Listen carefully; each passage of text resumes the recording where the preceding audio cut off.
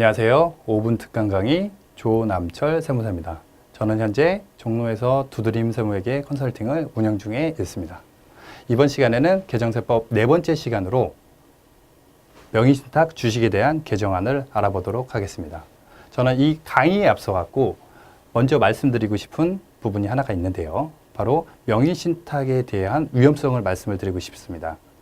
명의신탁이 어떤 경우에 위험한지 말씀을 드리면요. 첫 번째, 명의 신탁자가 수탁자에게 명의를 신탁을 맡겼는데 명의 수탁자 자체가 사망을 한다든지, 그 다음에 신용 불량이 된다든지 또는 변심을 하는 경우에 명의 신탁자 입장에서는 굉장히 큰 부담으로 다가올 수 있다는 것을 먼저 말씀을 드리고 이 개정된 내용을 설명을 드리고 싶습니다.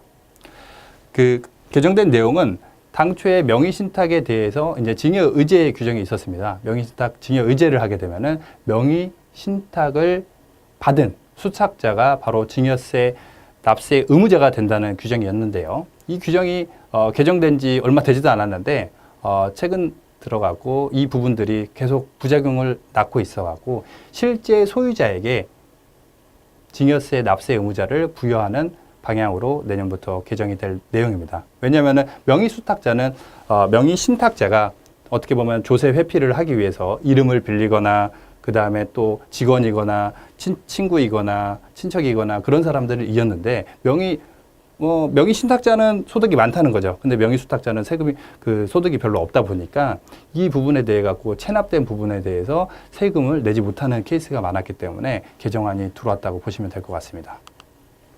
그리고 명의신탁 증여의제 개요를 잠깐 보시겠는데요. 명의신탁 증여의제는 등기가 필요한 재산의 실제 소유자가 다른 경우 명의자가 그 재산을 증여받은 것으로 보아 증여세를 과세하는 제도고요. 케이스는 두 가지가 있습니다. 원래 실제 소유자는 A인데 B에게 명의를 빌린 경우가 있을 수가 있고요. 그 다음에 실제 소유자는 B인데도 불구하고 A가 이제 양도를 하면서 명의 개설을 하지 않아 갖고 그대로 명의가 A로 남아 있는 경우가 될 수가 있을 것 같습니다. 어떤 경우냐면은요. 그림을 통해서 한번 보시겠는데요.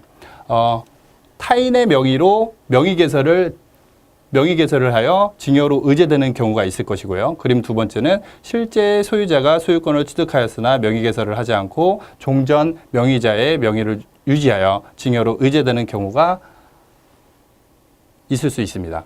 자, 보시게 되면은 18년도 말에 이전에 타인 명의로 명의 개설을 하게 되면은 명의 수탁자가 증여세 납세 의무자가 되고요. 그 다음에 2019년 이후 타인 명의로 개설을 하게 되면은 실제 소유자가 증여세 납세 의무자가 됩니다. 그리고 그림 2에서 보시다시피 2019년 1월 1일 이전에 소유권을 취득했으나 19년도 1월 1일 이후에 종전 명의를 유지하는 경우에는 명의 수탁자에게 과거처럼 과세가 되는 것이고요.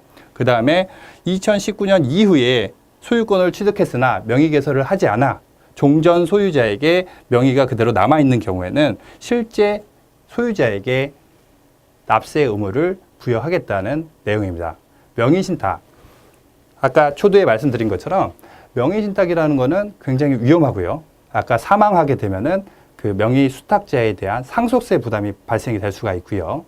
그 다음에 두 번째, 그 다음에 신용불량이 되게 되면은 우리 회사에 자산이라든지 부동산이 있게 되면은 그 부분에 대해 갖고 채권 압류가 들어올 수가 있습니다. 그리고 변심.